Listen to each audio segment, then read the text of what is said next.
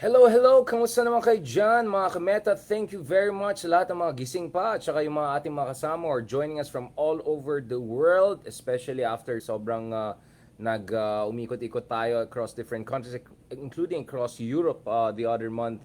Nakita talaga natin na marami tayong mga followers from different corners of the universe, kaya kampante naman tayo kahit 1 a.m. or 12 midnight tayo um, meron naman siguro kahit isa or dalawa manunod sa atin. But kidding aside, again, thank you so much sa ating mga kaibigan from Iloilo yesterday for hosting us for that wonderful event.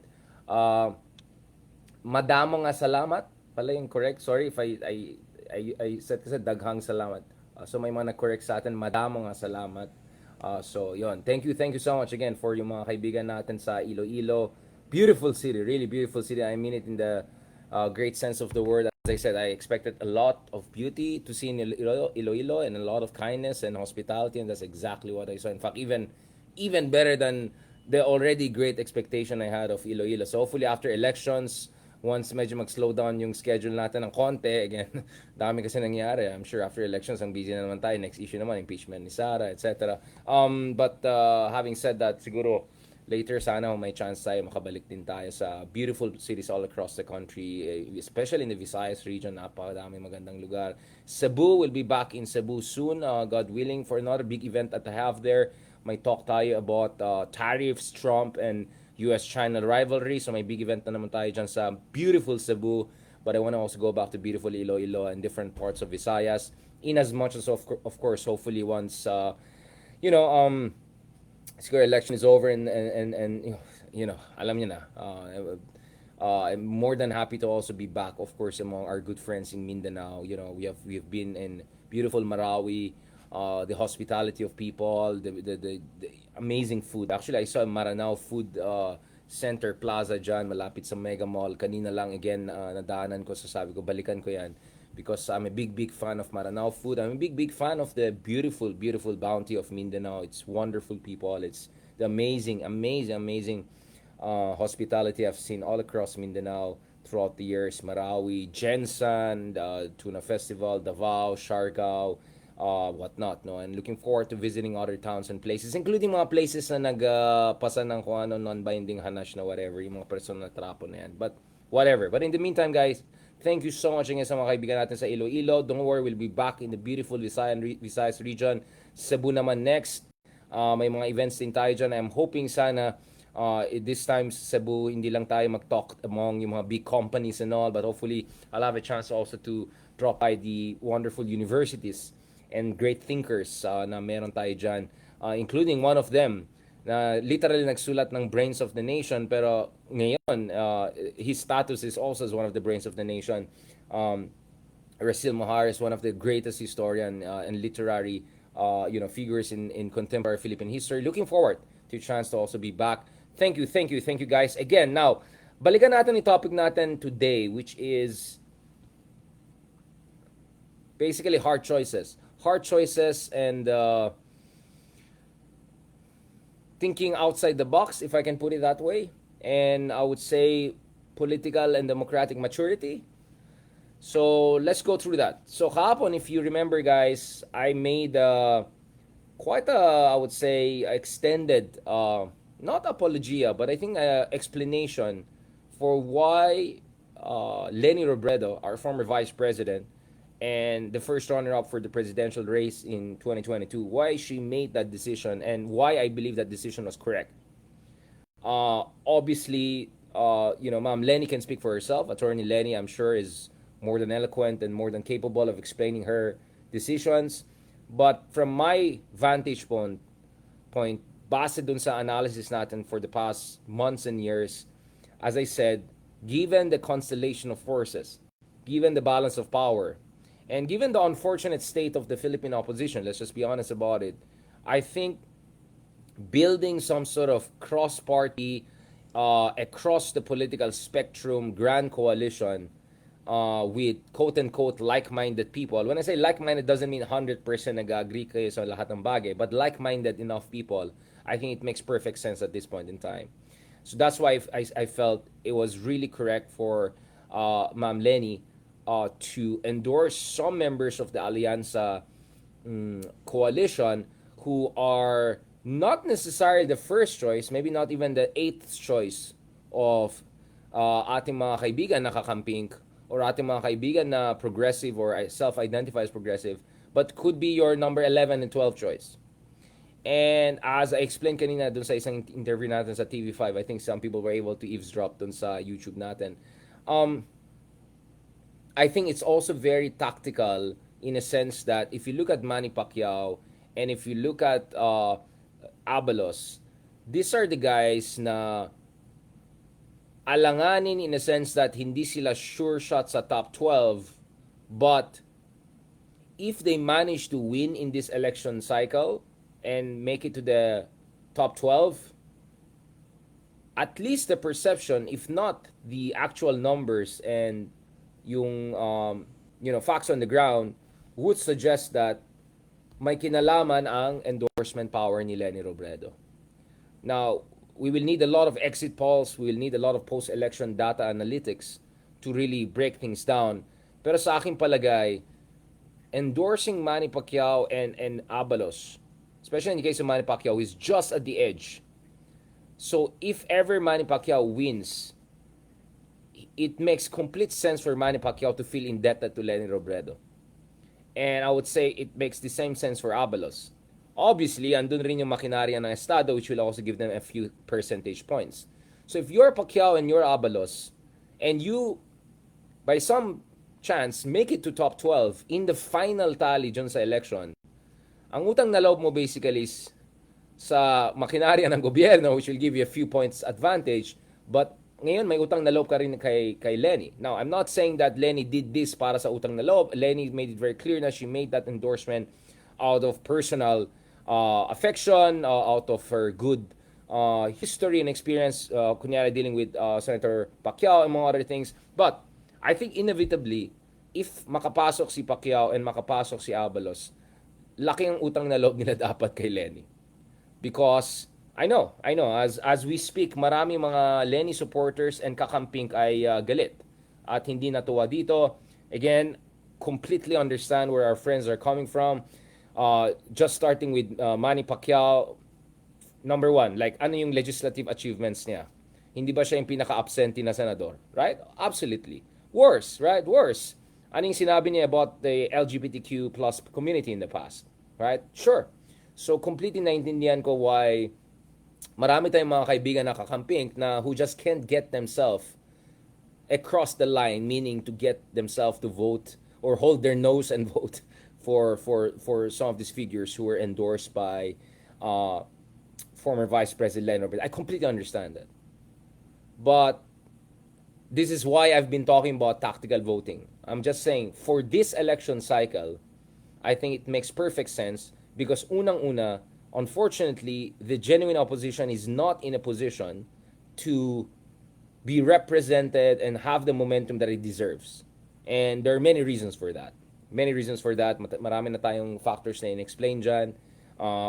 Isa dyan is denialism hanggang ngayon and saying everything is about disinformation, blah, blah, blah. Yes, disinformation is a factor. I am a victim of disinformation. I mean, my goodness, all of that brouhaha, Human Development Index, blah, blah, blah, the troll forums made about me. Yeah, I know about disinformation.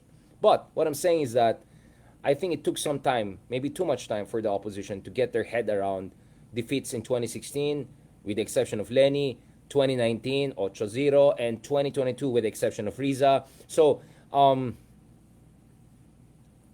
think there was this kind of a 5 stages of grief cycle, and hopefully hindi lang nasa acceptance stage, hopefully in the post-acceptance stage and reinvention stage ang opposition.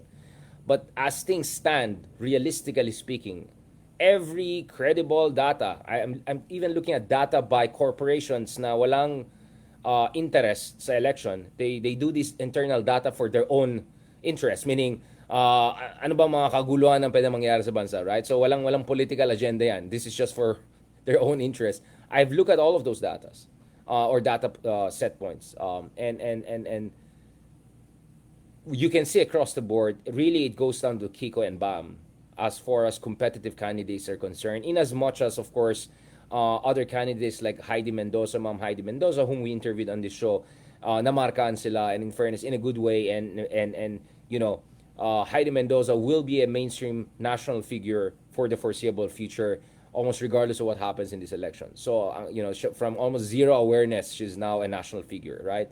And then there are a couple of other candidates, progressive candidates, where they're also in the mix. But realistically, you're really looking at Kiko and Bam, who have a good shot at entering Magic 12 in what I have described as the tightest, most difficult Senate race on in our history, basically. Ang daming trapo tumatakbo, ang daming artista tumatakbo, and then meron kang DDS consolidation, especially after na si Duterte, basically na-aresto si Duterte and dinala sa ICC. So, ang hirap nun. So, you have a consolidated Duterte base, at the same time, you have a well-oiled machine of the state behind already well-oiled, high awareness, veteran politicians, if not trapos, right, on the Alianza side. So, ang hirap nun. So, it's so hard to squeeze yourself in. So, it's incredible how Bam and especially Kiko have become quite competitive, considering napaka-limited yung resources nila, and considering, I think, the opposition is still going through the motions, right? So, in that context, I'm talking about 2025. I'm not talking about forever. I think tactical voting, tactical alliances makes perfect sense. I would even say it makes ethical sense.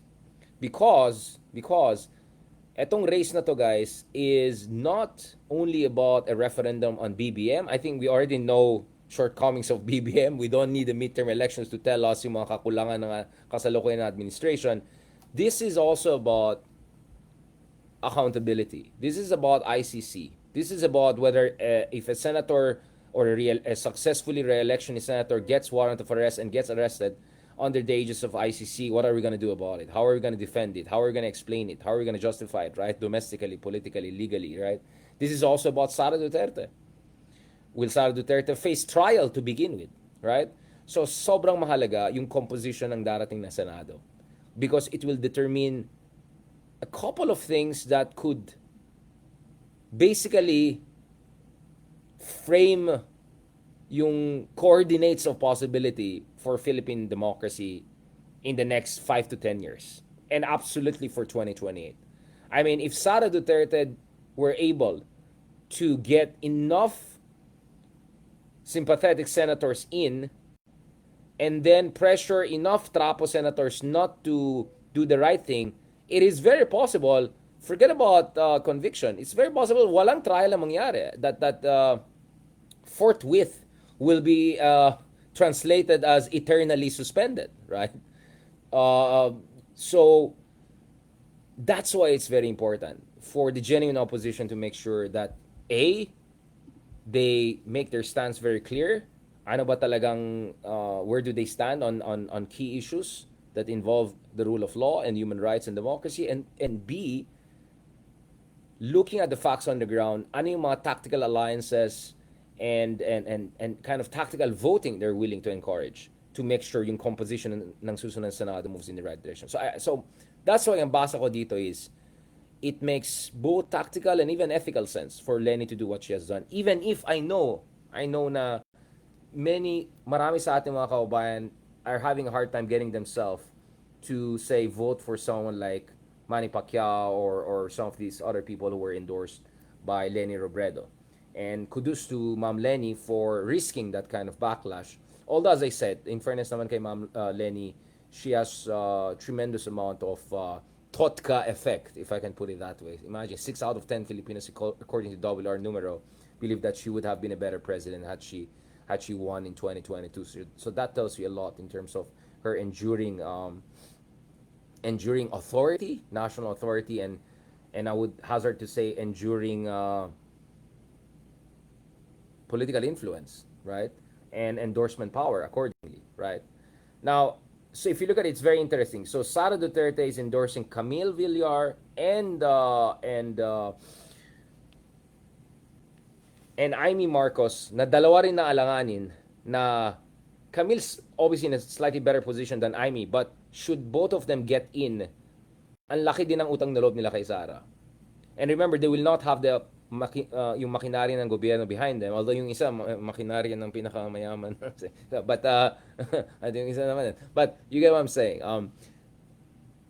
So if ever Camille and Amy make it, automatically they're going to be indebted to Sara Duterte because I think they will rightly interpret Sara endorsement as the defining factor, right?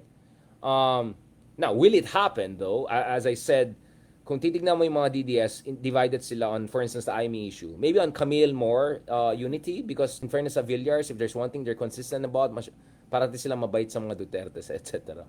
Even Kibuloy already. Okay. But you get what I'm saying. But on IME, oof, grabing divisions dyan. You know, forget about Panelo, you know, talk about Honeylet, even Digong daw, according to Banat Bay. I saw a video by Banat Bay. Hindi ko nakita, but nakita ko yung thumbnail or something like that, na even si Digong ay nag-shade kay Amy. Alam natin si Baste in the past, basically sinabi niya na Karen itong si Amy na to, di ba? So, and Marcos siya, at the end of the day. So, it's quite crazy for the Dutertes to attack the Marcos dictatorship and Marcos legacy, and then suddenly now, okay, let's go with the other Marcos, nabudol daw tayo ng isa, pero go na tayo doon sa kabila, right? Like, fool me once, like, fool me twice, diba? But, if ever Amy makes it and Camille make it, they are probably going to interpret it as, thank you, Sarah, you made this possible. And accordingly, alam mo na saan sila magsastand. At I won't be surprised they won't even allow for a trial to happen. Forget about conviction. Like, they will even block the possibility of trial. So, yun yung guys ang tinitingnan natin dito. So, both Sarah and Lenny are actually making quite an interesting decision here. They are pushing for yung mga nasa huli, nasa last 2 or 3 slots, or last 1 slot even, some would argue. They're supporting and nudging the chances of people who sa sobrang nandun sila sa edge, if ever they make it, automatic na may utang na loob sila, right? But then again, I said, Lenny, unlike Sarah, doesn't have a direct interest here. So I think for Lenny, it was about the bigger principle and bigger interest. Kaya for me, it was not only tactical, I think it was an ethical endorsement. In the case of Sara Duterte, it was obviously a question of political survival and personal interest because she wants Amy to be there, she wants Camille to be there, she wants a couple of other people to be there because she knows kung ang mga tao na ito ay makapasok sa susunod na kongreso, baka kay trial man lang di mangyayari. Ibablock yan. Diba? I mean, you saw in the hearings, that 3, 4, whatever, quote-unquote hearings Amy Marcos made about the arrest of Duterte. That gives you a flavor of what she would do, right? She'll turn the world upside down para hindi mangyari yung, you know, accountability on the whole Shimenot, Piatos, DepEd, disaster, catastrophe, confidential fund, controversies, issues, right? And let's not forget, Sara Duterte is officially impeached already. Now, impeached na siya ng Kongreso. Ang issue dito is conviction. But you will not have any conviction if you will not even have a trial. And you will not have a decent trial if you don't have decent senators to look at the actual evidence. Kung walang kakwenta-kwenta yung mga senador sa susunod na Senado, even if you have preponderance of evidence, even if you have the best possible prosecution team, right? Even if you get the, I don't know, the Luis Ross and the Limas, among others, in the prosecution team, mahirapan ka. Mahirapan ka talaga. As we speak, Robin Hood Padilla will have a couple of his peers or people of his level likely in the next Senate. And you can connect the dots, right? Kasama pa yung isa dyan na, in fairness kay Robin, at least meron siyang federalism ekek na pinagsasabi bago siya tumakbo. Yung isa dyan ngayon, parang galit pa siya kung tinanong mo anong policy niya. Siya pang galit, diba? So, these are the things we're looking at. And then, of course, meron pa tayong the other circles. Good morning, 20 years, and, diba? So, but, honestly, for me, mas nakakabahala pa yung situation sa party list, right? Matagal na natin pinag-usapan na paano talagang binaboy ba, is that a political correct way?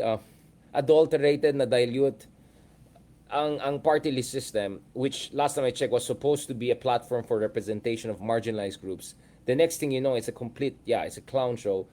But having said that, to see, for instance, Duterte Youth having a very good chance of being in the top 5 party lists and getting 3 nominees in, like Duterte Youth, like what on earth is Duterte Youth about again? Like what ano yung adhikain nila?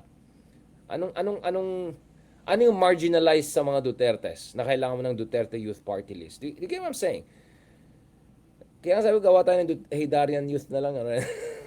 Yung mga Gen Z versions natin. No, but seriously, man. I mean, and then yung mga other party list, basically, sabi ko, gawa na lang kami ng Sarap Party List. Yun lang, Sarap. Sarap Buhay Party List, di ba? O, sino naman maayos sa Sarap, di ba? So, mananalo kami dyan. So, I mean, and then you see genuine political parties like Akbayan, maybe one candidate in two maybe maximum. I mean, based on some of the surveys we're seeing, that's really mapapaisip ka talaga. And then yung mamayan liberal, my goodness, even in a worse position, way worse position. My goodness, you have Leila de Lima there as their first nominee. I mean, what else do you need, right, for you to at least gather 1 million people or at least 400,000 people? I mean, my goodness, this is crazy. And then you have Magdalo, Gary Alejano, people who push for ICC accountability, endorse an impeachment against Rodrigo Duterte at the height of his power. If hindi manalo ng kahit isang seat man lang ang Magdalo, madi-dissolve na sila. So, I mean, this is the ridiculous situation we're finding ourselves in. So, kaya sabi ko, may crisis talaga tayo, guys. Kaya dun sa mga kaibigan natin na nagmamalinis, nagpapapurist, nagpapacute, whatever, okay, go ahead, enjoy your time. Enjoy your time contributing to the steady marginalization and basically meaninglessness of political left in terms of actual impact and representation in elected office. Go ahead, be my guest, right? Go ahead. If it makes you feel good, go ahead. But in the meantime, adults in the room are thinking very clearly and saying, my goodness, something has to be done about this. So, ilan milyon yung kakampings? Ilang milyon ang bumoto sa Akbayan kay Riza Ontiveros? Yung senatorial candidate na Akbayan. Ilan milyon ang bumoto kay Lenny? Ilan milyon pa rin ang pwede bumoto kay Kiko and Bam, who are around getting around a quarter or maximum of a third of the votes, right? And then you look at ML, for instance, they might not even get 500,000 votes. I mean, or Akbayan might not get more than 1 million votes, despite everything they have achieved, despite the fact they have a successful senator there, a star senator, and Riza Ontiveros there. And then Magdalo, they might not even exist anymore after these elections if they don't get a single seat. That's crazy, guys. There's something wrong here. May hindi tama na nangyari ngayon, di ba? Something is going on here. And sabi ko nga, alam mo, isa sa mga problema natin is we don't understand that in politics, sometimes it's really the battle between one organized minority against another organized minority for the consent of the silent majority, right? And naturally, you would have thought na may at least organized minority, not only behind Bam, Kiko, Heidi, and some of these progressive candidates, but meron ka rin organized minority, at least minority, let's say 5, 10, 15% of population, behind mamayan liberal or Magdalo or Akbayan. And the fact na wala ka nun, that tells you something is going on here. Something is really, really wrong. Right? And kaya nga sabi ko, etong diskurso, this myth of Bobotante and all of that, it's really unhelpful and it's unethical, it's immoral, and it's basically politically self-defeating. So if you look at our population, so we're roughly around 120 million, right? So if we were to follow the PSA, between 55 to 65% of our population, let's say 60%, ID. So ito yung working class, to use the neutral international term. And then yung D mo, may upper D and lower D. Yung upper D is ito yung mga working class, quote-unquote masa, na may properties, may titulo sa lupa. So even if they may live in more humble corners of the city, may titulo yung tinitira nila. And then there's a lower D na wala pang titulo yung kanilang, so basically fully informal yung kanilang residence, right? And then yung emo, ito yung karamihan ng ating mga kabayan. So it's roughly around 20-25% ng ating population, which is ito yung mga kababayan natin in the poorest regions of the country, the rural poor, among others. So that already gives you around 75-80% of your population, at the very least, if not up to 85% of your population. Then you have around 15% of your population, so roughly somewhere between 20 to 25 million Filipinos. If you stretch the explanation a little bit and bring in the upper D, up to 40 million Filipinos, na pwede mong sabihin na middle class. Right. Now, speaking of the middle class, of course, the middle class, kaya actually plural lang sinasabi ko, middle classes. If you've seen my writings recently, including review natin ng memoir ni Dr. Walden Bello, Global Battlefields, he covers a lot of things: imperialism, political economy, industrial policy, China, Latin America, Africa. But one thing I really focused on was the role of the middle class. And what I call the reactionary sections of the middle class, or the reactionary tendencies of the middle class, and the role in what Walden and other sociologists have called counterrevolution, right? So, nakita ko kanina, pati sa Reddit din discuss to. So, shoutout sa mga ka-Redditors natin dyan. Although, I don't have a Reddit, hindi ako active sa... Ang hirap kasi sa Reddit, kasi kailangan po mag-earn ng points to even make a comment. I mean, it's crazy. But anyway, wala akong time for that. But anyway, kasi gusto kong sumagot minsan sa Reddit parang as myself, pero like, anyway, going back to this. Let's look at the numbers, guys. So, your ABC is around 15% of your population.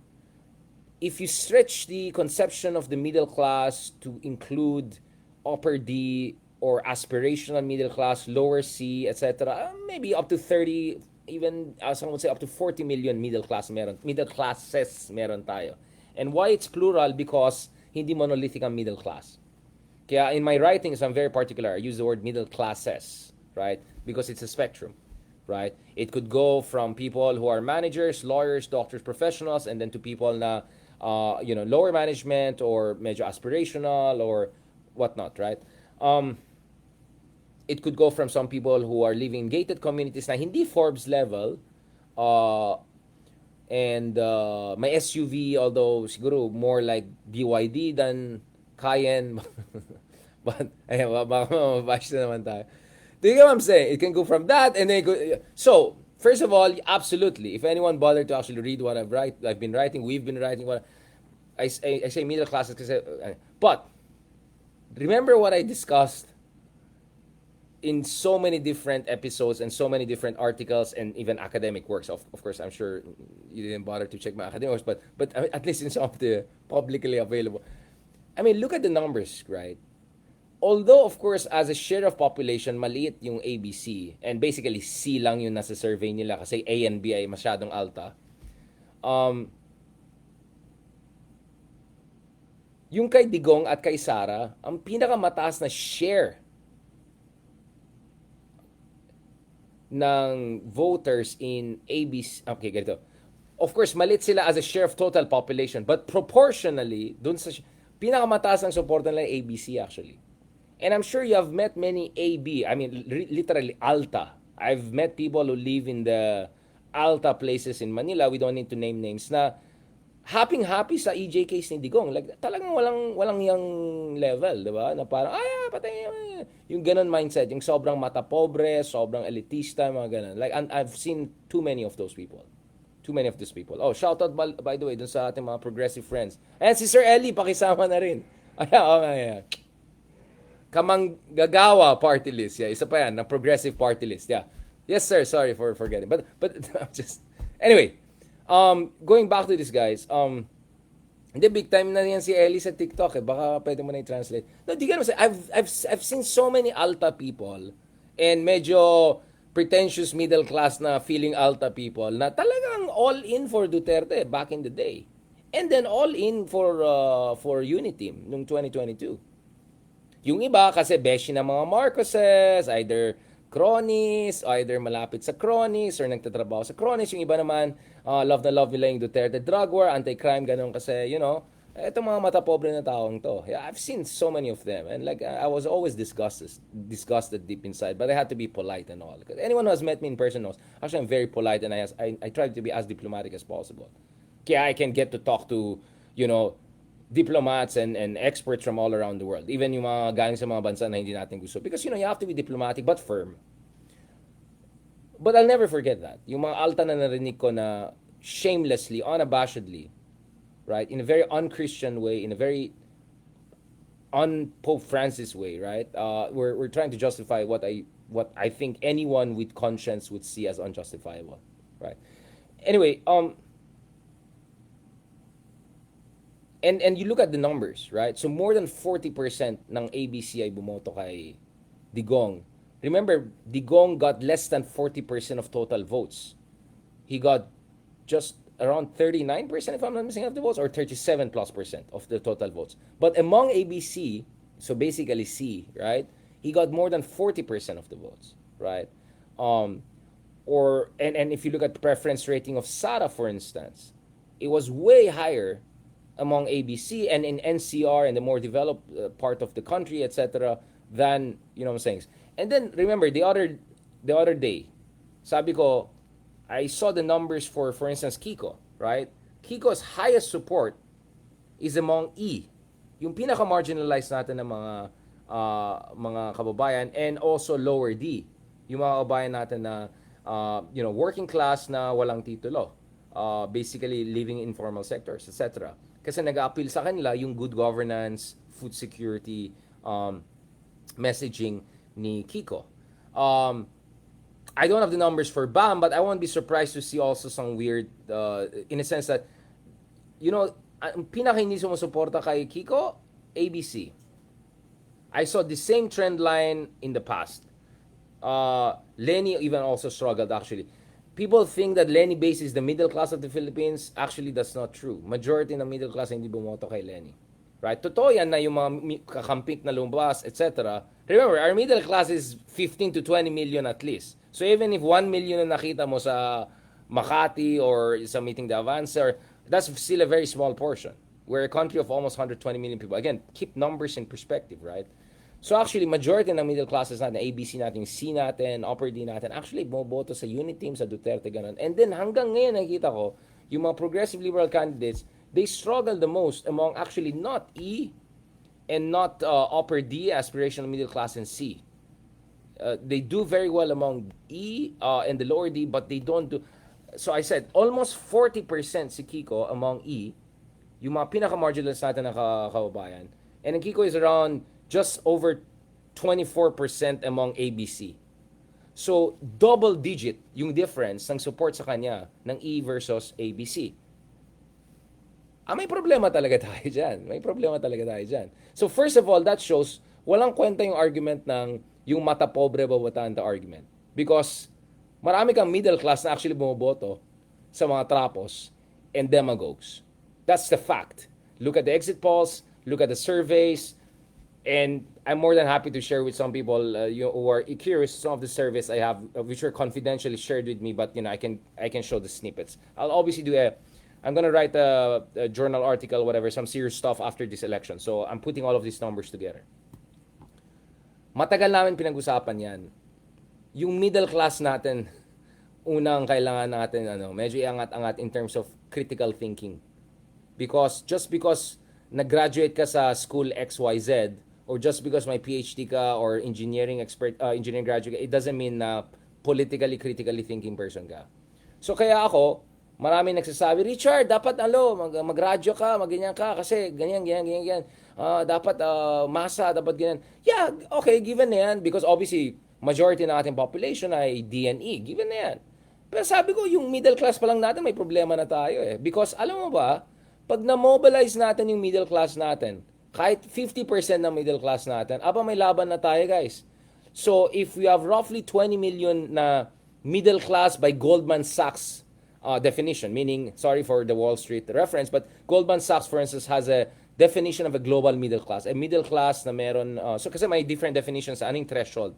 Income threshold, HD, right? No, but there are different ways kasi to define. There's the PSA, there's the Goldman Sachs, so there are different ways to classify the middle class. Kaya malaking literature about the Filipino middle class. But sabihin natin, roughly 20 million yung middle class natin by the Goldman Sachs definition. Meaning, in purchasing power parity, ganito yung disposable income mo. Na pwede ka mag-Singapore, Taiwan. Meron kang pera na pwede ka mag-turista abroad at least once a year, right? So, By that definition, at least 20 million sa atin ay middle class. And then now, titignan mo, Kiko and Bam, they're struggling to get more than what, 10 million votes now? Or what, Max, they'll get 50, Lenny got 15 million votes, that's it. And then you look at some of these progressive party lists, some of them cannot even get 300,000 votes. I mean, so what I always say is this, dahil middle class din tayo, wait lang, tayo muna mag-usap-usap tayo bago tayo magmamarunong na nationwide mobile. Kahit tayo lang ayusin muna natin ang buhay natin, baka may laban pa tayo eh.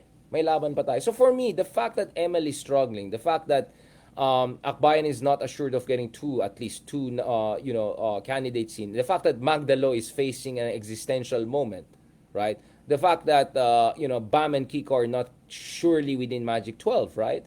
That tells you na hindi totoo na yung base lang camping or progressives is middle class natin.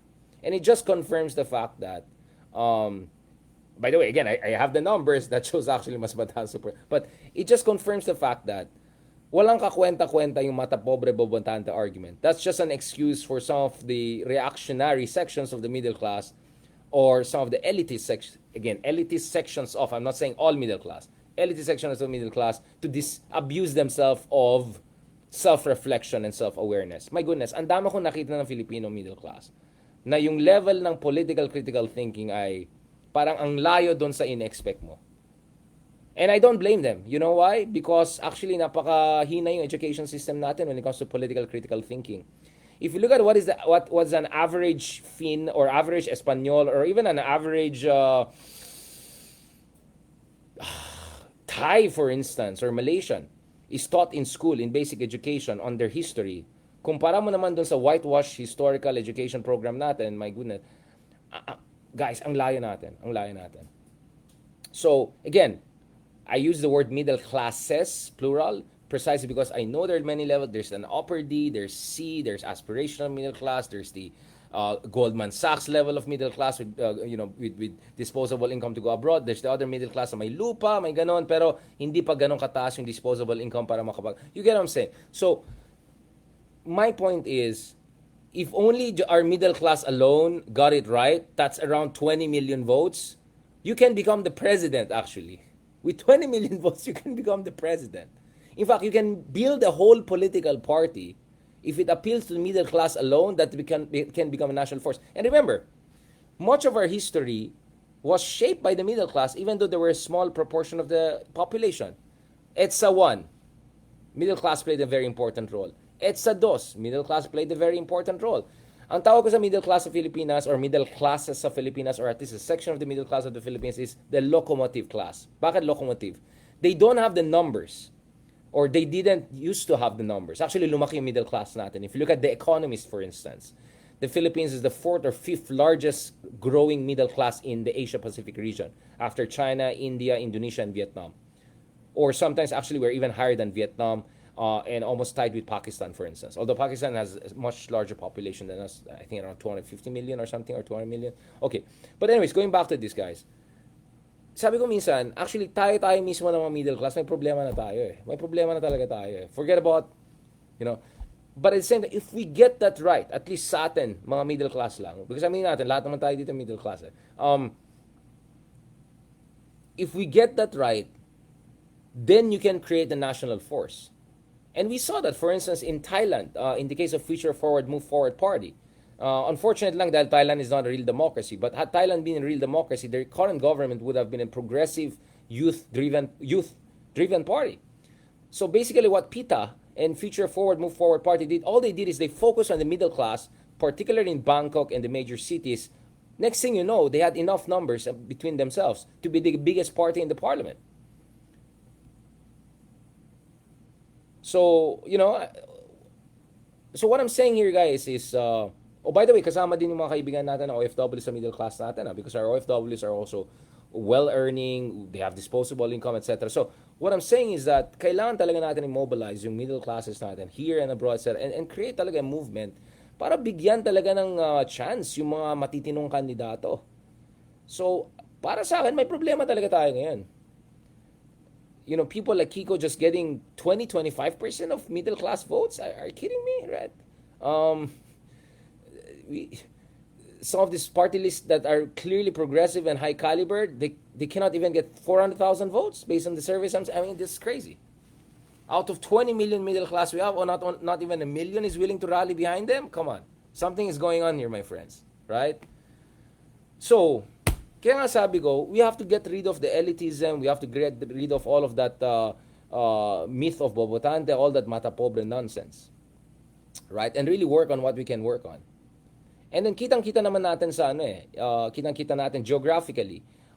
Visayas is one of the most promising regions. For instance, dun sa TOTCA survey kay Leni, almost 8 out of 10 people in Visayas who said that sana si Lenny na lang naging presidente or something like that, right?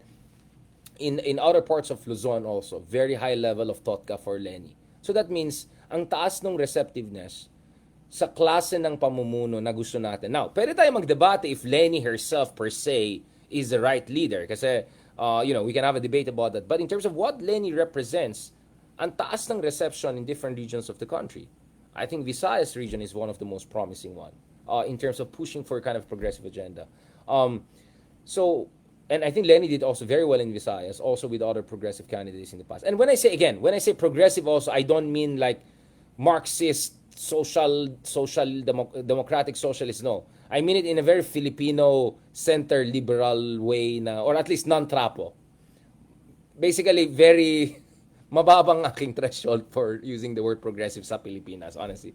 So, basta hindi ka lang trapo and medyo matino-tino yung progressive ka na, pwede ka na. So, hindi ako katulad ng mga kaibigan natin na para maging progressive ka, dapat Bernie Sanders level of democratic socialism ko or even more like basically communist socialist na. Hindi.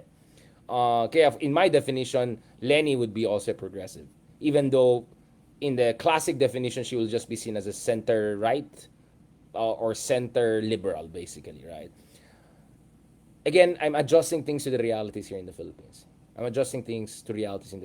Anyway, thank you very much again sa inyong lahat, sa lahat ng mga sumusuporta sa atin. I know I say a lot of inconvenient facts dito. I know I sometimes talk about certain truths in ways that perhaps may offend your sensibilities or may jolt you out of your complacent information ecosystem, if I can put it nicely. But I have to do what I have to do.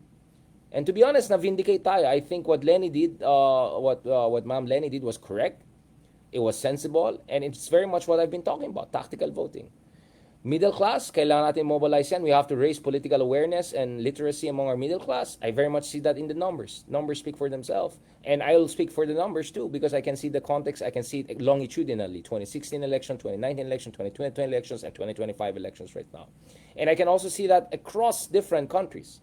So again, if you read the book of Walden Bello, so tomorrow he's going to have his book launching sa UP Asian Center. He talks about his example when he was doing his doctoral thesis in Chile, where the middle classes suddenly turned against the Salvador Allende government and saw it as too communist and crazy and all of that. And next thing you know, they supported the semi-fascist Pinochet government, right? And then later on, they regretted it, and the rest is history. We can talk about that. And then you go to Thailand, the anti-Thaksin yellow shirts. You go to Turkey, the so-called Anatolian Tigers supporting Erdogan. You go to India, the more middle class, upwardly mobile, BJP members supporting Modi, so on and so forth. We see this all around the world. This is not unique to us. Kaya minsan naintindihan ko yung Pilipinas kasi naintindihan ko na hindi tayo ganun ka-exceptional and unique. That's why even before Duterte was the president, sabi ko, I got this guy's number. Like, I know what is this all about. I've seen more original versions of this, right? Parang Juan Peron pa lang pinag-aralan na natin yung mga populist models, right? So, kumbaga, Digong is just one of the latest iterations. So, like, when I meet people and then they try to give lecture about, alam mo, si Digong ay ganyan, like, nasa libro ko yan, nung sinulat ko ng 2016 and 17. Anyway, that's so 10 years ago, right? But anyway, thank you so much again sa lahat naman nagmamahal sa atin. Thank you sa mga nag-greeting sa mommy natin. So, officially, okay, tapos na yung birthday ni mommy natin. Happiest birthday kay Mommy Vanji, right? So, lahat ng mga kabaitan na nakita niya sa akin ay galing sa aking ama. Ayan na magsasalita. Lahat ng mga palaban na good morning, good morning. Ay galing sa ating mami at galing naman kay Lola ultimately lahat. God bless her soul. Um,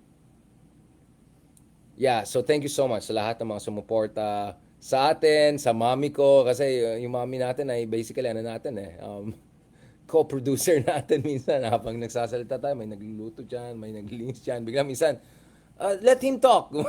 Yung kasama ko si Kristan, kasi tinanong ako dun sa bruhahan na HDI na. Hindi, syempre, mas madaldal pa ako than usual. Biglang, let him talk. Tuloy narinig na, sir, sumasaw pala yung, syempre, co-producer. But anyway, thank you so much sa lahat ng mga na greetings and well wishes and prayers and all of that. Baka naman. But on that note, pasensya na guys. I know.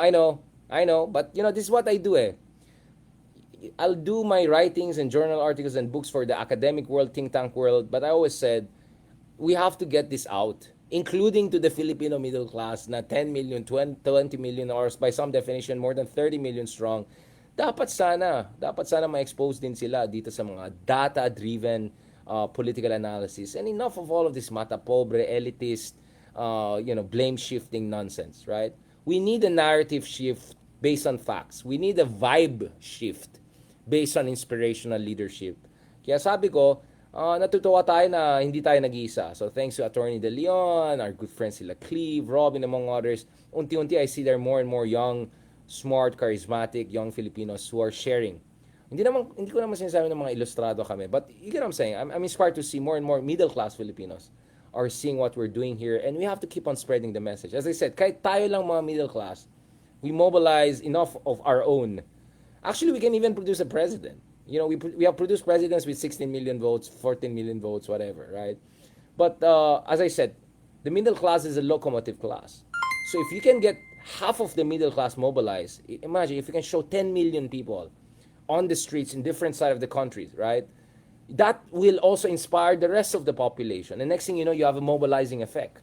Next thing you know, 70% of the population is on your side. Do you get what I'm saying? So, masyado tayong silo thinking, honestly, I'm so disappointed with a lot of veteran journalists and supposed experts and all, just rehashing basic nonsense which is not based on facts and data, and all of this kind of self-flagellating, ang Pilipino, bakit tayo ganyan, bakit ganyan lang. We have to get rid of that nonsense cynicism, guys. That's not gonna help anyone. It's pathetic. It's just pathetic. For yung mga kaibigan natin na iba dyan, you have platforms, you have voice. Use it to inspire people. Use it to change. And use your time, read. Magbasa kayo. Magbasa kayo ng matinong academic articles na may data. Hindi yung nagbasa-basa lang kayo ng mga hanas-hanas, charat-charat na opinion. Tapos yung iba ba, mata pobre pa. Tapos puro mga subtle, bobatante, nonsense arguments. Ayoko nang ganoon, guys. Time to move on, time to grow up. We have to make ourselves first, tayo mga middle class, we have to be more politically mature before lecturing anyone else.